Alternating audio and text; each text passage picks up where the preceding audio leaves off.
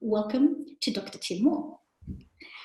Tim is a Senior Research Fellow at the Centre of Community Child Health, the Royal Children's Hospital in Melbourne.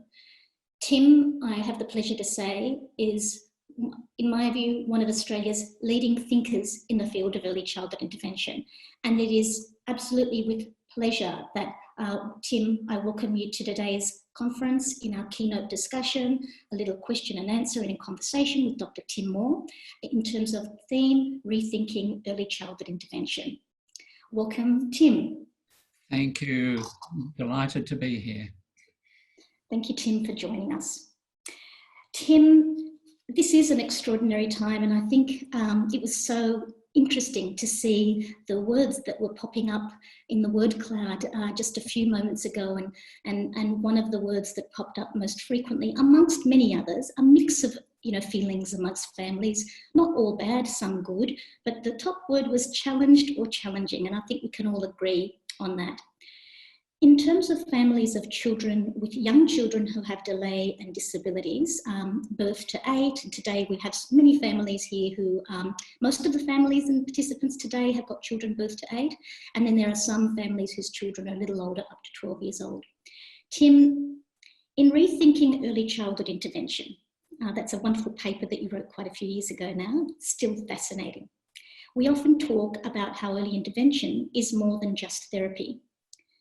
Can you elaborate on this, Tim? Because when parents receive a diagnosis, the first thought is often, we need to get lots of therapy for our child.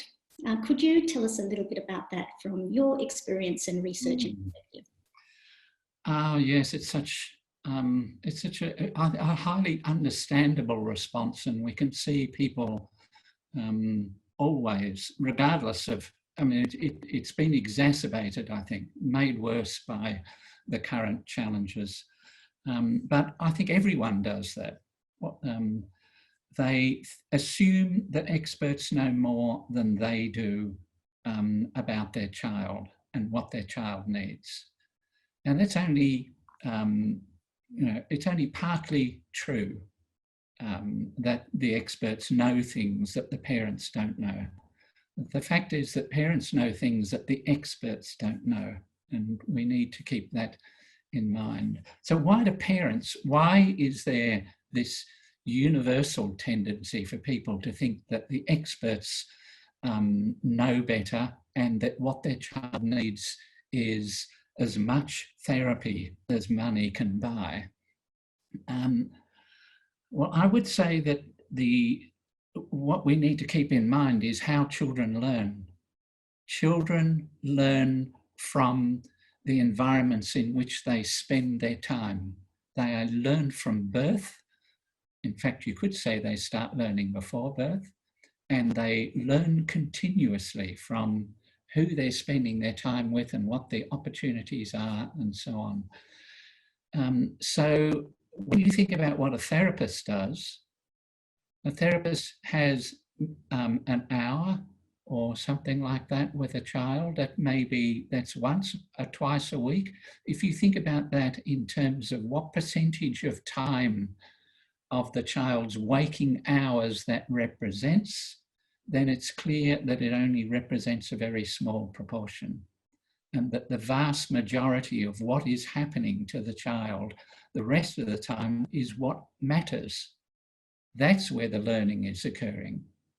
And so that's one thing that parents need to keep in mind. What children who have got developmental delays and disabilities need to learn things, but what they need to learn needs to be embedded in their everyday activities. It needs to be part of what the family does as part of its everyday routines, because there's no guarantee that what the therapist does will generalise. That is, what the child learns in that circumstance will necessarily carry over to the rest of the child's life. So we need to think differently about this whole business of how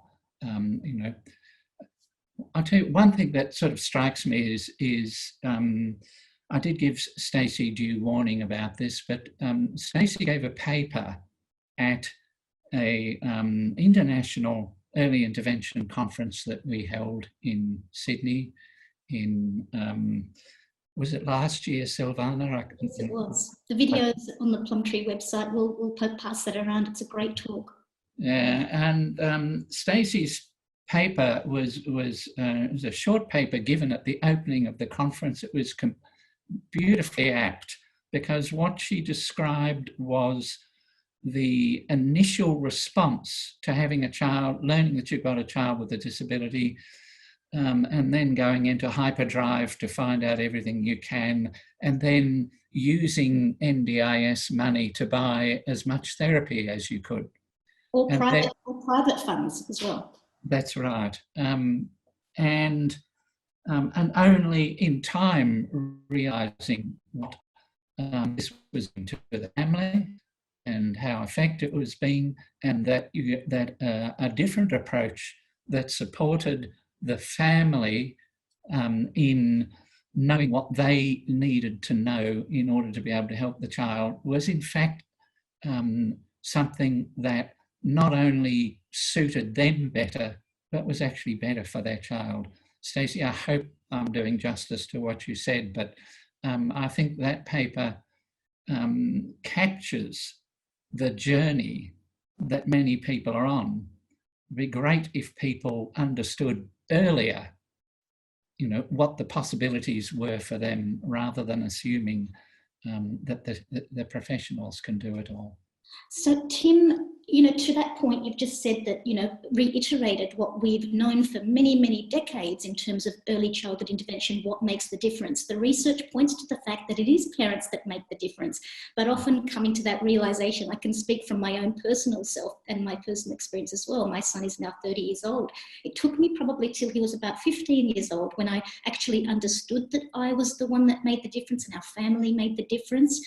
But putting ourselves in the shoes of being back then, where families, you know, are in their very early experiences of this journey, parents can feel confused, overwhelmed, and even stressed to learn that they are the ones that will make the difference and drive their child's development, not the hour-long weekly therapy sessions, as you've so beautifully put.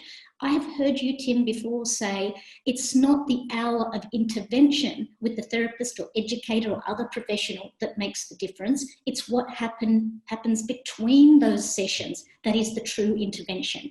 But that can be quite an overwhelming message for families in those very early years. Tim, what message would you give to families in those early years if they're feeling like that? Can I do this? I thought it was the job of the professionals. Yeah, indeed. Okay. Well, I think my first point is to say that all parents are responsible for their driving their child's development. It's not particular to children who are parents of kids who have got disabilities. Everyone is, and all parents are in fact faced with those same kinds of concerns, and particularly in, you know, given the changes that have occurred in society in the past, you know, decades, then the pressure on parents to do the right thing by their children has grown. So everyone is facing that kind of challenge. So that's the first thing. The second thing is that parents don't necessarily carry out their duties of supporting their children's development by actually teaching them stuff. Most parents, when you are raising children, do not teach. You don't teach your kid to speak or to walk or anything. They teach themselves. There are some things you teach children, you know, how to dress themselves and things like this, but teaching comes later. Most of what children learn and most of what parents do is provide a nurturing and caring environment for children. And then there is a lot that you can do within that kind of framework that supports the child. Kids don't need perfect parenting. They don't need perfect parenting. You know, my wife and I are both child psychologists. You'd think we'd know how to do stuff, but we are faced with the same kind of challenges as everyone else. It's you know, having a responsibility for young children is an enormous thing. So you don't have to be perfect. There's no such thing as perfect parenting, but there is good enough parenting. And that's what we aim at, regardless of whether we've got a child with a disability you know, or not. Parents need to remember that your child's needs, your child's core needs are the same as every other child. What they actually need is they need love and security, and they need opportunities to play and to interact with others. They need to be safe and secure. Those are the things, those are the fundamentals that you need to focus on. Then they need their extra help on top of that. That can be a really surprising and challenging idea, Tim, to hear about. You know, like I remember when, you know, my son was little, and I had another child at that same time, and you know, it was tough, you know, trying to help my son and our whole family, helping our son to do the things that other children may take for granted, such as eat, drink, walk, talk. And I can recall certainly feeling, you know, that the additional things that I had to do to help my son achieve those things were so numerous that it was often the case that just feeling refreshed, feeling energized, feeling that I've got this, I can do this, that, you know, I'm not a failure as a parent, that I will be able to learn how to do this. And in fact, that myself and our whole family and our community are the ones that make the difference in children's learning. It's not just about the child learning those discrete skills, although they are really important, and we'll come to that in a moment with another question. But what do you say to families who are feeling that tension right now, where they're focusing on all of the getting all of the things in place that often mean many professionals in a family's life? What advice do you give to them, Tim? I would say, first of all, you've got to think about your family as a whole and their needs. You do have all these demands, but you need to control them. You need to put limits on them. You need to say to the professionals, this is more than we can take on at this space. What's the thing that we can start with that is a priority? Don't let yourself be overwhelmed by things. You're the one who's living with the child and is responsible for the child, and not the professionals. They don't know what your situation is. You've got to tell them and say, well, that's not a reasonable ask. That's not going to happen because I can't actually fit that in. And therefore, I need you to tell me a way in which we can achieve this without you know, distorting our family life and so on. Families need to develop routines and so on, so that you've got it becomes predictable. That's how you stay sane. So you need routines. Families need routines that will work for them, not ones that overload them. Yeah, Tim, I'm going to come to a point that you've just raised there in terms of what you've just presented is a sort of a picture of a quite empowered and knowledgeable and capable parent and family who kind of come to their professionals with a kind of a new sense of, you know, ownership and confidence. And I'm just going to lead into that in a moment. But before I do, I just wanted to share with our audience that considerable decades of evidence that has resulted from, you know, deep research over, you know, 3 decades that links family empowerment and self-efficacy, how confident you feel as a parent, you know, that you can do this. That, you know, getting there as a parent is really about having knowledge on how you can improve your relationship with your child. And when you improve your relationship with your child, as you've described, and your family relationships are functioning well, then that changes your engagement and interaction style with your child. And that's, as you said, where the learning happens, in those relationships, in family routines, in everyday home and community and other learning environments. And when we change the way we engage with children, lots of people doing that, that's when children's development changes. And all of those things are so interrelated now and proven in the evidence. And it all links back to families feeling very empowered and capable. I've got this as a parent. I remember feeling that at a play group that I attended with my children when he was very, very young. You know, I learned a lot of things from the educators and therapists who were there in the play group, as well as meeting the other family members. But more than the sum of the knowledge pieces that I learned along the way, when I was driving back from there, I remember thinking, I've built up my energy stores for the week. I can sustain the challenges of the week. I can do this. I'm going to be able to do this. And, you know, the challenges of that week were real and, you know, sometimes hard. But, you know, coming back again to feel refreshed and recharged the week after, you know, filling up my battery, filling up my cup, and then being able to, you know, go and face the week again with all of the responsibilities that parenting in my situation provided. Yeah, very, very important indeed. So you can't look after your child or meet your child's needs if you aren't looking after yourself and if you aren't being looked after. So you need to keep that in mind. Otherwise, you'll drive yourself into the ground and do your child no favours whatsoever. And Tim, that would be true for all parents, not just parents of children with disabilities. Just for 1 second before we go back to that point about families leaning in and feeling empowered with how they work with professionals, just a little segue, because you've just completed an incredible report, The First 1,000 Days. Can you just tell us a little bit about that? Because often as parents of children with delays or disabilities, we somehow think that our children are so different and that we need something different and those children need something different.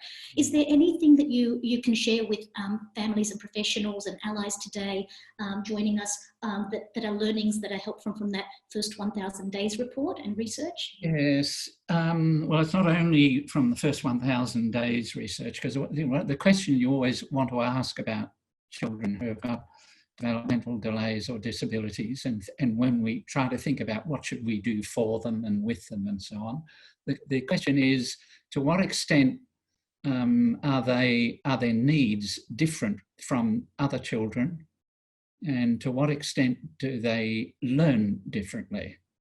And when you ask that question and you think about particularly their needs, are their needs different?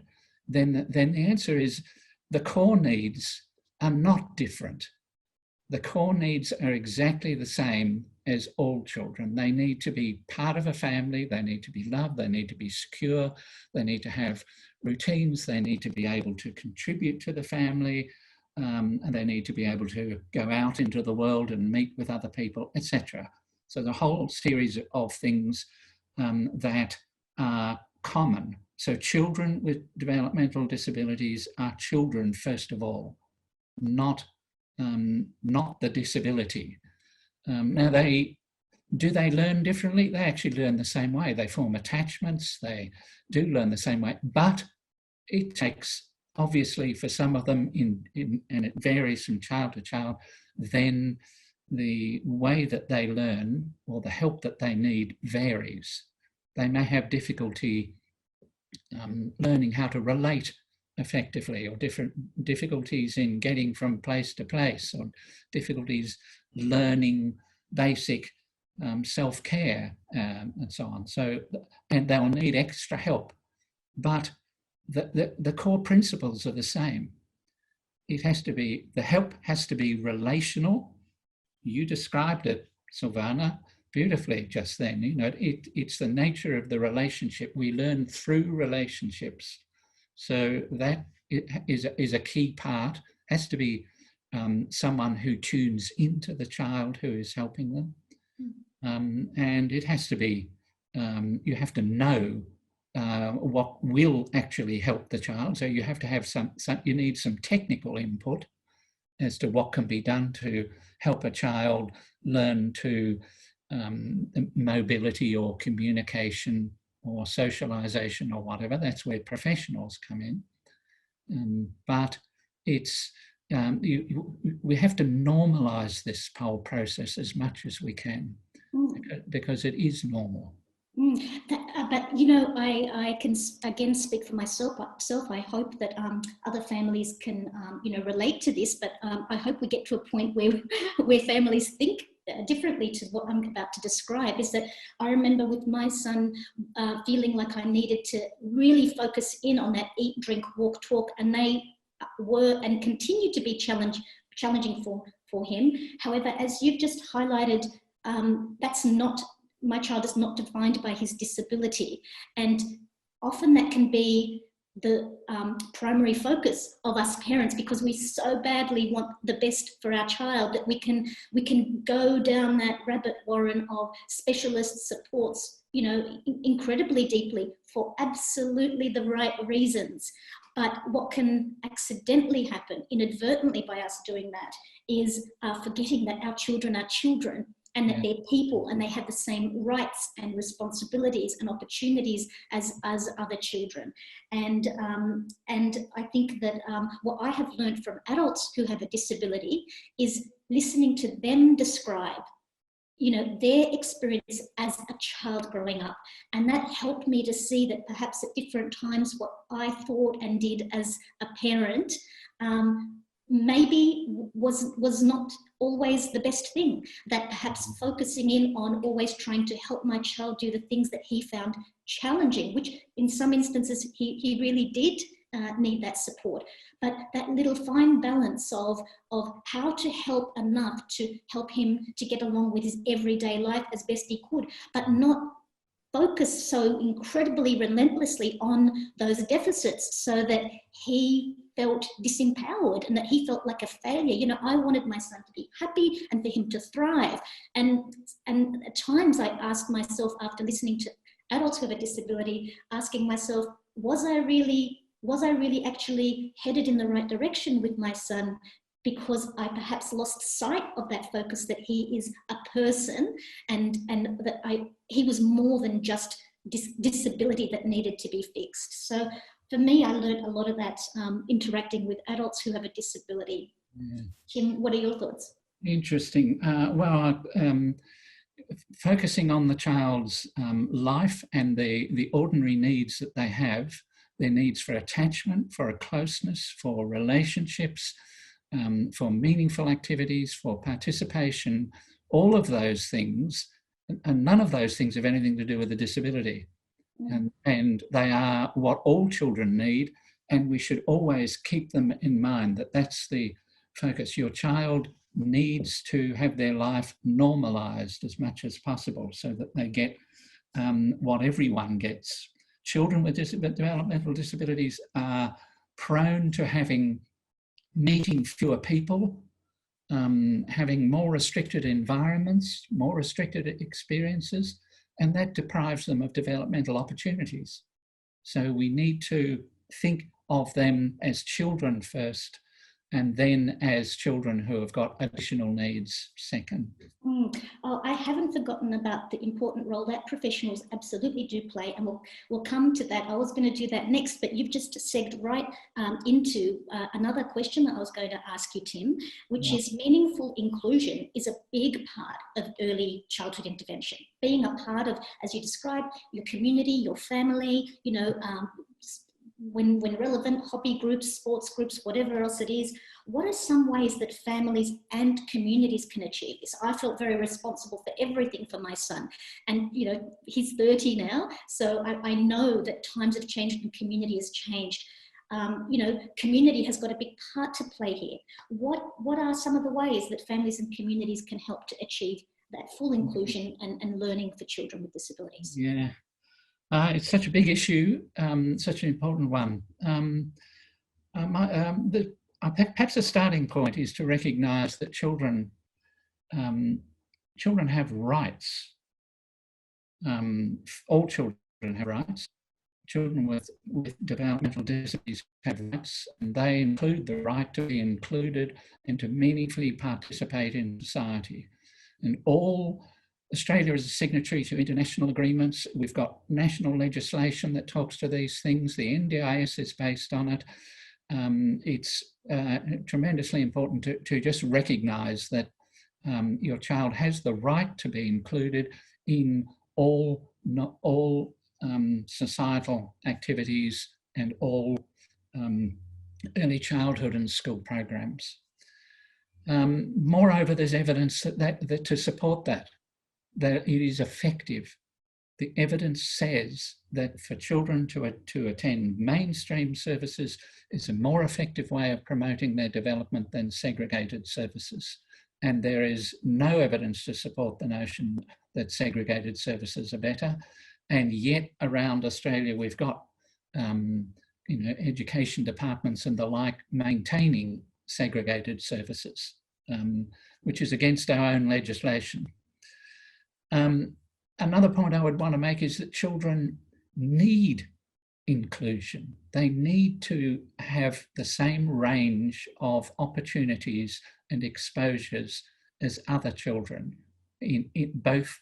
And I would emphasise that this means that at home as well as in the community and in early childhood settings and so on, because children can get excluded at home from activities and so on if we're not careful.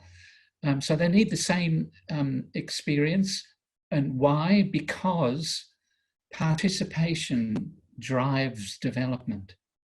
Participation in a relationship or in family activities or in a community activity or in a preschool program, meaningful participation drives development because it is a stimulus for learning about how to mix with other people and how to join in other activities and so on. So if you deprive your child of that, then you're depriving them of early learning opportunities.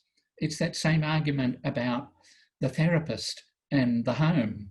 You know, the child learns from every environment in which they spend time. And if the range of environments is constrained, if it's too narrow, then they are losing out on learning opportunities. So inclusion becomes part of early intervention, part of what we do to promote our children's development. That's both a challenging, but also for families, when we can embrace that, a liberating thing. Because I recall feeling that I needed to teach my son everything, and that and that's certainly of course true, but to actually embrace that my son can learn motivated by other people, other environments, other activities that are beyond me. It's a part of him also becoming a young, child, and a child in the teenage years, and a young adult, an adult. It's like those things change about him, and changing myself as a parent to be able to support my son to go through those natural changes that children go through, leading through the early childhood, school age and teenage years, and then leading into a young, successful, independent adult who's has a life of citizenship and purpose and acceptance in the community. Like, that's very powerful. There's a lot there that we as families have to go through to understand. It's not just about the intervention. There's so much more that we need to understand to pave the way for that process to happen, both within our family life, our community life, our child's everyday life, routines and everything that you've described. But it is potentially a challenging concept, especially when, as you said a little earlier, when in the very earliest possible points, perhaps our attitude is, my child's got a disability, I need help with, eat, drink, walk, talk. Who provides that? Not me. I'm not a specialist. I need professionals. And so how, Tim, can we challenge that concept of expert knows best? We need professionals. My son still has access from time to time to professionals to help him with some things that he needs to achieve that are important to him to achieve positive outcomes. But does that mean his whole life is consumed by therapy and intervention and practicing things that he can't do? That's impossible and unfair, as you have just described it, and actually not true in terms of how people learn. So earlier your example was about, we need technical input. We need fabulous professionals who've got expertise in their individual disciplines. They are highly, capable and technical people, but how do we work with them in a new, way, a partnership? Because therapists and professionals are thought to be experts and know best about their child's need. But as you said, evidence shows that's not the case. What findings show and recommend about the reframing of that parent-professional relationship for the best outcomes, rather than sort of having it dominate our lives and our children's lives? I think the critical thing for people to take on board is this notion of two sets of expertise, to understand what it is that the professional knows and what you know. So what the professional knows is about children in general and how they develop and how impairments might disrupt their development and what you can do about that. But the professional does not know your child or the circumstances in which your child is being raised. You are the expert on your child.